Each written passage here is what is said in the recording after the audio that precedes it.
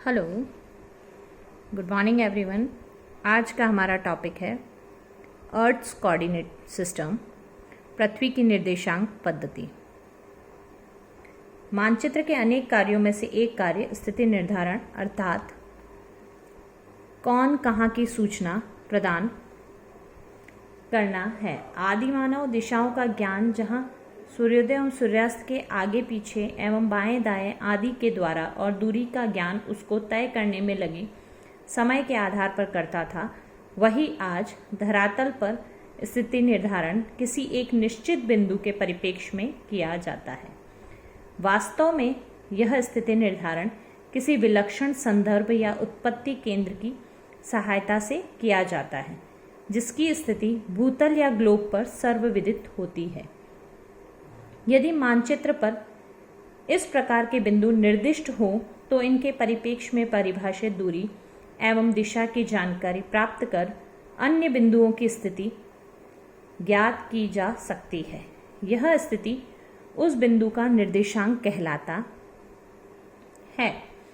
In short, किसी समतल पृष्ठ पर एक ही बिंदु की स्थिति को ज्ञात करने के लिए हमें दो माप क्षैतिज एवं लंबवत की जरूरत होती है। ये दोनों माप उस बिंदु के निर्देशांक कोऑर्डिनेट्स कहलाते हैं। फॉर एग्जाम्पल, ग्लोब पर अक्षांश और देशांतर का मान और ग्राफ पेपर पर x और y का मान। अर्थ्स कोऑर्डिनेट सिस्टम समझने से पहले हमें पृथ्वी की आकृति के बारे में पता होना चाहिए कि उसका आकार कैसा है। पृथ्वी के आकार को एक लद्वक्ष गोलाभ माना जाता है।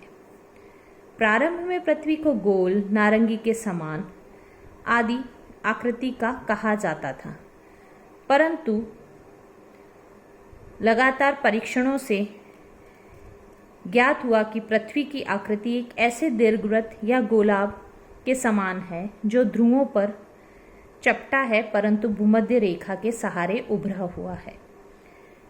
वर्तमान में परीक्षणों से ज्ञात हुआ कि दक्षिणी ध्रुव के पास पृथ्वी चपटी है होने के बजाय थोड़ी उभरी हुई है, जिसके कारण पृथ्वी अपने आप में एक अनोखी आकृति रखती है।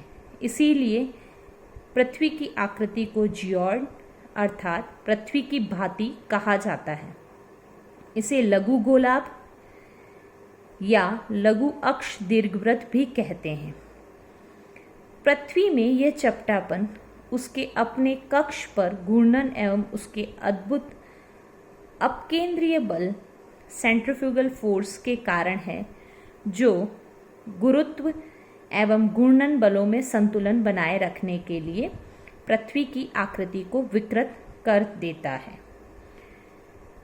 पृथ्वी का चपटापन ज्ञात करने के लिए हमें उसका भूमध्य रेखीय व्यास और ध्रुवीय व्यास दोनों पता होने चाहिए।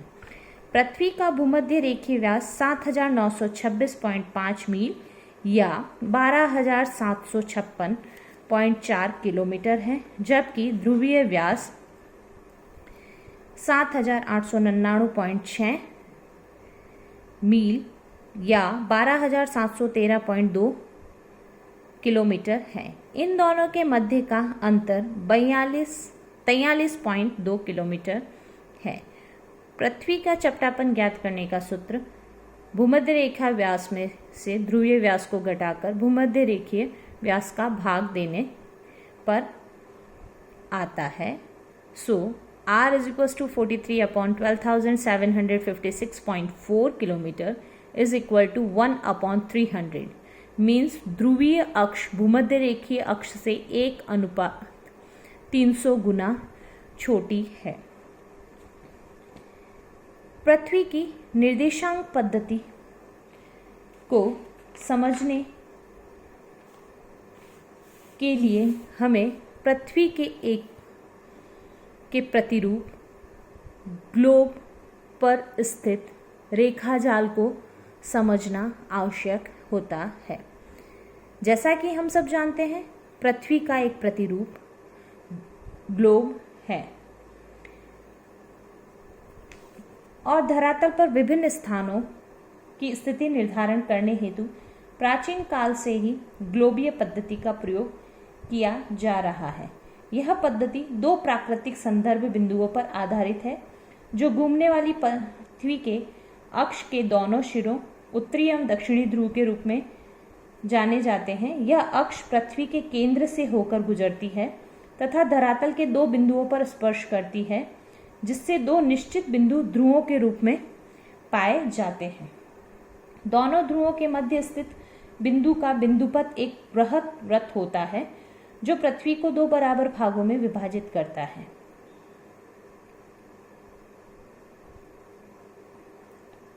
इस रेखा को भूमध्य रेखा कहते हैं।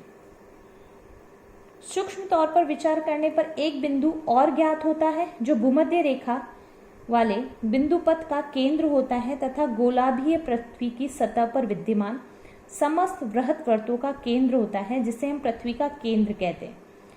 इस प्रकार हम दोनों ध्रुवों भूमध्य रेखा पृथ्वी के केंद्र के आधार पर ग्लोब पर भौगोलिक ग्रिड या प्रतिच्छेदी रेखाओं के एक जाल को निर्मित कर सकते हैं, जिसका उपयोग धरातल पर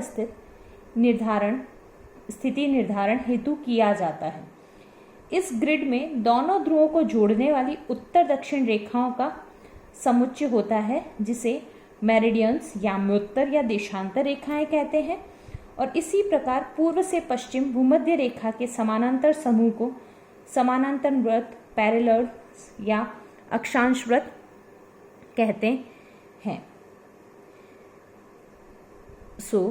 पृथ्वी की निर्देशांक पद्धति को समझने के लिए हमें अक्षांश और देशांतर रेखाओं और उससे निर्मित रेखा जाल के बारे में विस्तृत अध्ययन करना होगा, जो हम आगामी लेक्चर में करेंगे। धन्यवाद।